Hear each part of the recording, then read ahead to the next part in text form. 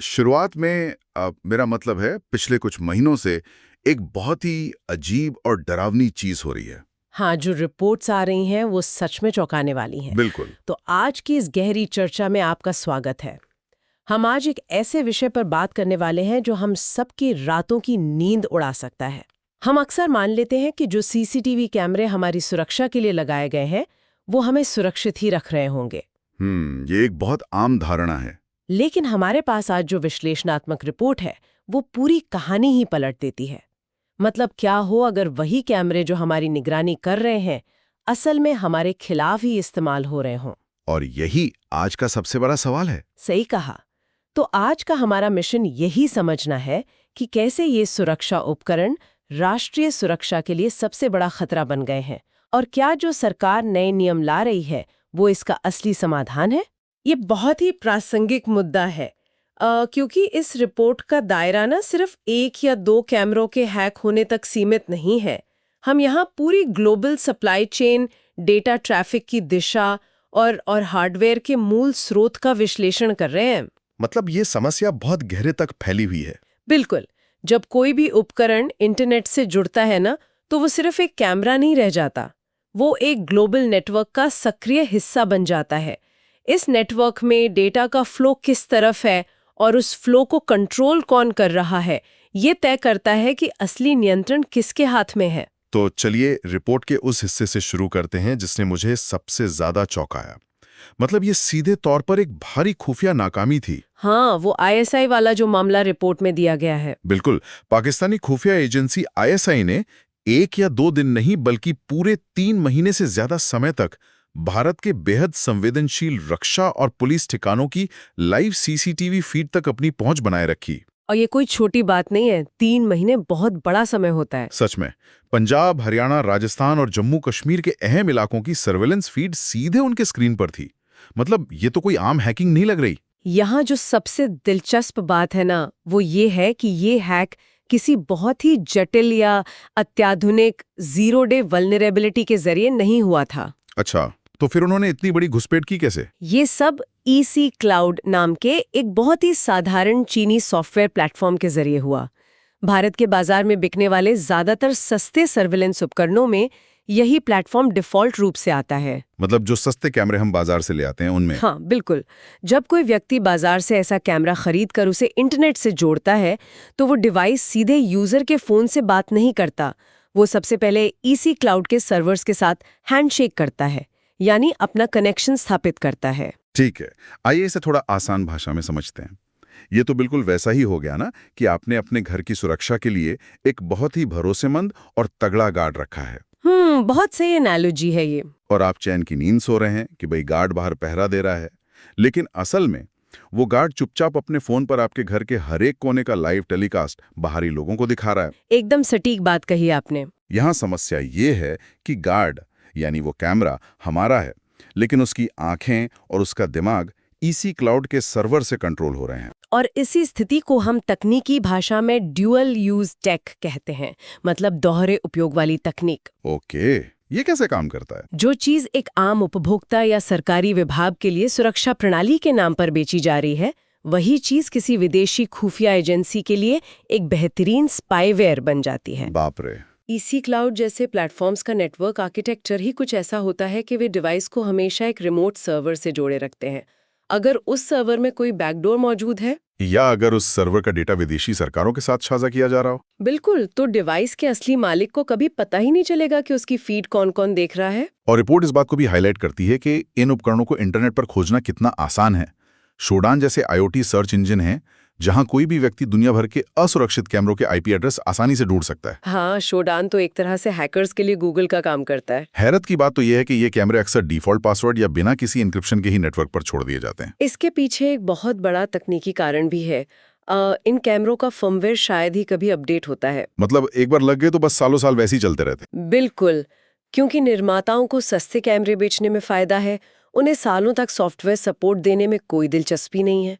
मतलब एक बार जो खामी डिवाइस के कोड में आ गई, वो इंटरनेट पर हमेशा के लिए खुला दरवाजा बन जाती है। लेकिन ये खतरा सिर्फ सरहदों या पुलिस थानों तक ही सीमित नहीं है ना। पिछले सेक्शन में हमने रक्षा ठिकानों की बात की। हाँ, इसका दायरा बहुत बड़ा है। वही तो। अगर आईएसआई किसी सीमावर्ती कैमरे के ईसी क्लाउड सर्वर में सेंध लगा सकती है, तो यही सेम सर्वर और सॉफ्टवेयर हमारे कॉर्पोरेट दफ्तरों, बैंकों और क्रिटिकल इंफ्रास्ट्रक्चर में भी इस्तेमाल हो रहे हैं। बिल्कुल, खतरा सरहदों से चलकर सीधे कॉर्पोरेट सर्वर रूम तक पहुंच चुका है। रिपोर्ट में इसके लिए एक बहुत ही सटीक शब्द का इस्तेमाल हुआ है, ट्रोजन हॉर्स। लेकिन यहाँ मुझे एक बात खटक रही है। बताइए क्या? मान लेते हैं कि एक अकेला सीसीटीवी कैमरा हैक हो गया, तो वो पूरे के पूरे कॉर्पोरेट नेटवर्क के लिए खतरा कैसे बन जाता है? क्या वो लोग सिर्फ वीडियो नहीं देख रहे होते? ये भ्रम ना बहुत आम है कि कैमरा सिर्फ एक वीडियो रिकॉर्डिंग डिवाइस है। आज के आईपी कैमरे असल में फुल फ्लेज्ड नेटवर्क नोड्स हैं। मतलब वो अपने आप में एक छोटे कंप्यूटर की तरह है। एकदम सही। इनमें अपना खुद का प्रोसेसर, मेमोरी और एक ऑपरेटिंग सिस्टम होता है जो अक्सर पुराने लिनक्स कर्नल पर चलता है। अच्छा। और जब हम कॉर्पोरेट नेटवर्क की बात करते हैं तो महज सुविधा के लिए अक्सर इन कैमरास को उसी लोकल एरिया नेटवर्क या वीलैन पर गढ़ दिया जाता है जिस पर कंपनी के मुख्य सर्वर और कर्मचारियों के कंप्यूटर होते हैं। ओहो, तो इसका सीधा मतलब ये हुआ कि अगर हैकर इंटरनेट के जरिए उस असुरक्षित कैमरे में घुस जाता है तो उसे कंपनी के बाहरी फायरवॉल को तोड़ने की जरूरत ही नहीं पड़ी। बिल्कुल नहीं, वो पहले से ही किले के अंदर है। मतलब कैमरा खुद उस फायरवॉल के अंदर एक सुरक्षित प्रवेश द्वार बन गया। और यहीं से असली खेल शुरू होता है, जिसे साइबर सुरक्षा की भाषा में लैटरल मूवमेंट कहते हैं। लैटरल मूवमेंट, तो इसमें हैकर अंदर घुस के क्या करता है? हैकर उस हैक हुए कैमरे की मेमोरी और प्रोसेसर का इस्तेमाल करके आंतरिक नेटवर्क की स्कैनिंग शुरू कर देता है। वो खुले पोर्ट्स ढूंढता है और फिर वो मुख्य डेटा तक पहुंचने की कोशिश करता है। हाँ, वो कंपनी के एक्टिव डायरेक्टरी सर्वर तक पहुंचने की कोशिश करता है या फिर आंतरिक सर्वर पर रैंसमवेयर ड्रॉप कर देता है। और ये सब उस सीलिंग पर लगे कैमरे के जरिए हो रहा है जिस पर किसी का शक भी नहीं जाता। क्योंकि आईटी टीम तो कैमरों पर ध्यान ही नहीं देती होगी। आमतौर पर IT security teams laptop, server और ईमेल गेटवे की तो बहुत कड़ी निगरानी करती हैं, लेकिन कैमरों के नेटवर्क ट्रैफिक को सुरक्षित मानकर अनदेखा कर देती हैं। इसके साथ ही एक और पहलू है जिस पर रिपोर्ट गहराई से चर्चा करती है, थर्ड पार्टी क्लाउड प्रोवाइडर्स का खतरा। हाँ, ये बहुत ही गंभीर मुद्दा है। मान लेते हैं कि किसी कंपनी ने नेटवर्क सेगमेंटेशन बहुत अच्छे से किया है। उनका कैमरा नेटवर्क और उनका कोर सर्वर नेटवर्क बिल्कुल अलग-अलग है। लेकिन वो कैमरा जो सेंसिटिव मीटिंग्स या मैन्युफैक्चरिंग लाइन का डेटा रिकॉर्ड कर रहा है, वो सेव कहाँ हो रहा है? वो डेटा स्टोरेज और एनालिसिस के लिए अक्सर किसी थर्ड पार्टी क्लाउड पर जा रहा होता है। और क्लाउड स्टोरेज का ये मॉडल डेटा सॉवरेनिटी यानी डेटा संप्रभुता के लिए एक बहुत बड़ा खतरा है। वो कैसे? भले ही कंपनी का हार्डवेयर सुरक्षित हो, उनका नेटवर्क अलग हो, लेकिन अगर क्लाउड सर्वर किसी ऐसे देश में है जहां के डेटा प्राइवेसी कानून कमजोर है या जहां का राष्ट्रीय सुरक्षा कानून वहां की टेक कंपनीज को सारा डेटा सरकार को सौंपने के लिए मजबूर करता है। बिल्कुल, ऐसे में इंक्रिप्शन का कोई मतलब नहीं रह जाता। कई मामलों में तो इंक्रिप्शन की चाबियां भी उन्हीं थर्ड पार्टी क्लाउड प्रोवाइडर्स के पास होती हैं। तो इन सब भारी खतरों को देखते हुए ये जानना जरूरी है कि भारत सरकार क्या कदम उठा रही है। रिपोर्ट में 1 अप्रैल 2026 से लागू होने वाले नए सीसीटीवी नियमों की बात की गई है। हाँ, ये नए नियम एक बहुत बड़ा शिफ्ट है। माइटी के तहत एसटीक्यूसी ने अब हर उपकरण के लिए आवश्यकताएं तय कर दी हैं। अब सॉफ्टवेयर, फर्मवेयर और हार्डवेयर, इन तीनों की टेस्टिंग अनिवार्य कर दी गई है। ये एक ढीली व्यवस्था से कड़े अनुपालन ढांचे की ओर बहुत अच्छा कदम है। बिल्कुल, यहाँ बात सच में बहुत दिलचस्प हो जाती है। मुझे लगता है कि सरकार का ये कदम काबिले तारीफ है। लेकिन मैं यहाँ एक सवाल पूछना चाहूंगा। जी, पूछिए। अगर हम अब सॉफ्टवेयर से लेकर हार्डवेयर तक सब कुछ टेस्ट कर रहे हैं, तो क्या हम सुरक्षित नहीं हो गए? समस्या तो अब खत्म हो जानी चाहिए ना? इससे एक बहुत ही अहम सवाल खड़ा होता है।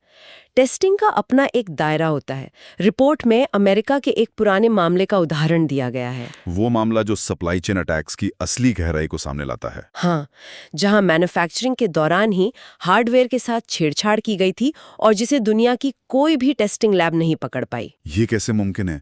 लैब में तो सब चेक होता है। सोचिए कि कैमरे के मदरबोर्ड पर एक माइक्रोचिप है जो एक चावल के दाने जितनी छोटी है। सिर्फ चावल के दाने जितनी? बिल्कुल। जब किसी विदेशी डिजाइन फैसिलिटी में उस कैमरे का पीसीबी यानी प्रिंटेड सर्किट बोर्ड बन रहा होता है, तो मैन्युफैक्चरिंग के दौरान ही उस अति सूक्ष्म चिप को हार्डवेयर के सर्किट में बड़ी चालाकी से जोड़ दिया जाता है। और ये टेस्टिंग में नहीं पकड़ी जाती? दुनिया की बेहतरीन टेस्टिंग लैब्स आमतौर पर सॉफ्टवेयर कोड, नेटवर्क पैकेज और ज्ञात कमजोरियों को स्कैन करती हैं। वे एक भौतिक रूप से छुपे हुए हार्डवेयर इम्प्लांट को नहीं पकड़ सकती, जो शायद महीनों या सालों तक पूरी तरह से निष्क्रिय रहे। तो इसका सीधा अर्थ ये है कि अगर STQC टेस्टिंग लैब में वो संक्रमित कैमरा रखा है तो वो बिल्कुल सामान्य बर्ताव करेगा। एकदम सही। वो स्लीपर चिप किसी खास कमांड का इंतजार कर रही होगी, शायद किसी विशिष्ट तारीख का या नेटवर्क पर किसी खास पेलोड के आने का। और जब तक वो ट्रिगर नहीं मिलता, टेस्टिंग के दौरान वो कैमरा हर सुरक्षा मानक पर 100% खरा उतरेगा। तो क्या ये सारी टेस्टिंग सिर्फ एक छलावा है? मैं इसे छलावा तो नहीं कहूंगी, लेकिन इसका दायरा सीमित है। हार्डवेयर ट्रोजन्स या इस तरह के इम्प्लांट्स को पकड़ने के लिए उपकरणों का एक्सरे करना पड़ता है, सिलिकॉन स्तर पर उनकी रिवर्स इंजीनियरिंग करनी पड़ती है, जो कि हर कैमरे के लिए करना नामुमकिन है। बिल्कुल। हर एक कमर्शियल कैमरे के बैच के लिए ऐसा करना आर्थिक और समय के लिहाज से बिल्कुल असंभव है। जब सप्लाई चेन के शुरुआती चरण यानी असेंबली लाइन पर ही कोई समझौता हो गया हो, तो अंतिम उत्पाद की टेस्टिंग बहुत सीमित सुरक्षा ही दे सकती है। तो अगर STQC टेस्टिंग पर पूरी तरह निर्भर नहीं रहा जा सकता और हार्डवेयर के स्तर पर घुसपैठ हो रही है, तो इसका तो एक ही मतलब है, हमें अपनी सप्लाई चेन को ही जड़ से बदलना होगा। हाँ, असली समाधान वहीं से निकलेगा। रिपोर्ट भी इसी ओर इशारा करती है कि भारतीय कंपनियां बाजार में अपनी हिस्सेदारी तो दिखाती हैं, मेक इन इंडिया का लेबल भी लगाती हैं, लेकिन असल में ये मेक इन इंडिया कम और असेंबल इन इंडिया ज्यादा है। तो हम बस बाहर के पुर्जे जोड़ रहे हैं। भारतीय बाजार का सच यही है। ज्यादातर कंपनियां आज भी चीनी पुर्जों, इमेज सेंसर्स, ऑप्टिकल लेंस और सिस्टम ऑन चिप का आयात करते हैं। भारत में केवल उन पुर्जों को एक प्लास्टिक या मेटल की हाउसिंग में कसा जाता है और उन पर एक भारतीय ब्रांड का ठप्पा लगा दिया जाता है। हाँ, इस प्रक्रिया को तकनीकी भाषा में व्हाइट लेबलिंग कहते हैं। जब मुख्य पुर्जे जिन पर सारा डेटा प्रोसेस होता है वे बाहर से आ रहे हैं, तो डिवाइस का असली नियंत्रण कभी हमारे पास नहीं हो सकता। तो इस सब का मतलब क्या है? इसे समझने के लिए मैं एक बहुत ही सीधा सा उदाहरण देता हूँ। बताइए। ये तो बिल्कुल वैसा ही हुआ जैसे आप किसी बेकरी से एक तैयार सादा केक का स्पंज खरीद कर लाएं, फिर आप घर आकर उस स्पंज पर अपनी पसंद की क्रीम लगाएं, ऊपर से अपने नाम का एक सुंदर सा टैग लगा दें और दावा करें कि ये आपका बनाया केक है। बिल्कुल। लेकिन अगर स्पंज बनाने वाली फैक्ट्री ने ही उस स्पंज के आटे में कुछ खतरनाक मिला दिया हो, तो आप ऊपर से चाहे जितने भी क्रीम लगा लें, वो खराबी कभी पकड़ी नहीं जा सकेगी। ये बहुत ही बेहतरीन एनालॉजी है और तकनीकी दुनिया में वो स्पंज ही सेमीकंडक्टर या माइक्रोचिप है। बेस वही है। जब तक उस मदरबोर्ड का डिजाइन, उस पर लगने वाली चिप का आर्किटेक्चर और उस चिप को बनाने वाली सिलिकॉन फैब्रिकेशन फैसिलिटी हमारे नियंत्रण में नहीं है, तब तक हम सिर्फ बाहरी ढांचे को सुरक्षित करने का भ्रम पाल रहे हैं। इसीलिए रिपोर्ट एक स्वदेशी सेमीकंडक्टर इकोसिस्टम बनाने को इतना महत्व देती है। हाँ, ये अब कोई विकल्प नहीं रहा, बल्कि राष्ट्रीय सुरक्षा के लिए एक रणनीतिक अनिवार्यता बन गया है। और इस पूरी मैन्युफैक्चरिंग क्रांति के लिए रिपोर्ट में एक 3 साल के रोड मैप का भी सुझाव दिया गया है, क्योंकि असेंबलिंग से सीधे चिप मैन्युफैक्चरिंग तक तो हम रातों रात नहीं पहुंच सकते। बिल्कुल नहीं। इसके लिए एक चरणबद्ध तरीका अपनाना होगा। इस रोड मैप को हम 3 स्पष्ट चरणों में बांट सकते हैं। तो पहला चरण क्या है? पहले चरण में हमें आयातित पुर्जों की सख्त ऑडिटिंग करनी होगी और अपनी सोर्सिंग में विविधता लानी होगी, ताकि किसी एक विशेष देश पर हमारी निर्भरता कम हो सके। और दूसरे चरण में? दूसरे चरण में PCB डिजाइनिंग, लेआउट और डिवाइस के फर्मवेयर के विकास को पूरी तरह से भारत में लाना होगा, ताकि सॉफ्टवेयर और डिजाइन के स्तर पर हमारा पूरा नियंत्रण हो। और तीसरा, जो मुझे लगता है सबसे मुश्किल चरण है, भारत के अंदर ही सेमीकंडक्टर फैब्स स्थापित करना, जो इन सेंसर्स और चिप्स का स्वदेश निर्माण कर सके। हाँ, ये सबसे चुनौतीपूर्ण है। सेमीकंडक्टर फैब लगाना कोई छोटी बात नहीं है। बिल्कुल। इसमें अरबों डॉलर का निवेश, अत्यधिक शुद्ध पानी, निर्बाध बिजली और दशकों की तकनीकी विशेषज्ञता चाहिए होती है। अगर हम इसे बड़ी तस्वीर से जोड़कर देखें, तो ये स्रोत का सबसे अहम निष्कर्ष है।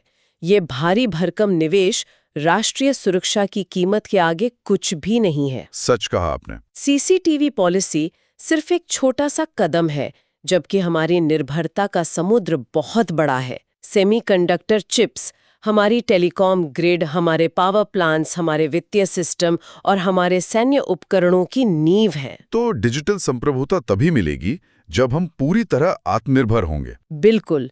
डिजिटल युग में संप्रभुता तभी मिलेगी जब हम सेमीकंडक्टर से लेकर क्लाउड सर्वर तक पूरी स्टैक पर अपना नियंत्रण रखेंगे। तो इस पूरी चर्चा को अगर समेटा जाए तो स्पष्ट है कि असली सुरक्षा केवल बाहरी नियंत्रण या टेस्टिंग से नहीं आ सकती। जब तक बुनियादी ढांचे का पूरी तरह से स्वदेशीकरण नहीं होता, तब तक कुछ भी सुरक्षित नहीं है। बिल्कुल। जब तक हार्डवेयर से लेकर सॉफ्टवेयर तक का हर हिस्सा अपना न हो, कोई भी डेटा, कोई भी नेटवर्क सुरक्षित नहीं माना जा सकता। एकदम सही।